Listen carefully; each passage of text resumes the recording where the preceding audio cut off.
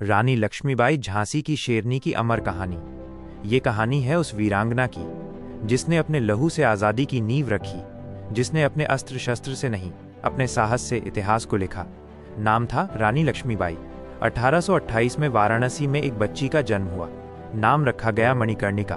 प्यार से सब मनु बुलाते थे। पिता मोरोपंत तांबे और माता भागीरथी बाई के संस्कारों से पली मनु बचपन से ही साहसी थी। जहां बाकी लड़कियां गुड्डे गुड़ियों से खेलती, वहां मनु तलवार और धनुष चलाना सीख रही थी। समय बीता और मनु की शादी झांसी के राजा गंगाधर राव से हुई। अब वह झांसी की रानी थी, रानी लक्ष्मीबाई।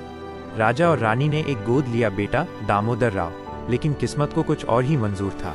राजा गंगाधर राव का निधन हो गया।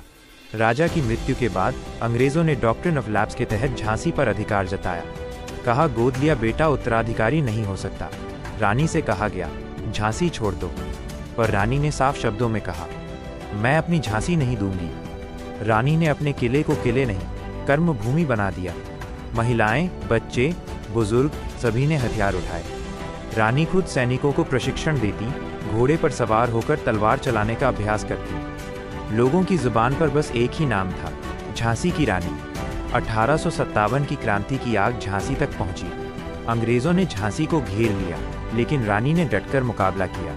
उन्होंने अपने बेटे को पीठ पर बांधा और कहा, अब युद्ध ही जीवन है। घोड़े बादल पर सवार रानी तलवार घुमाती हुई दुश्मनों की पंक्तियां तोड़ती चली गईं। आखिरी युद्ध ग्वालियर में हुआ। रानी ने तोपखानों का नेतृत्व किया, घोड़े की रफ्तार से अंग्रेजों को पीछे हटाया।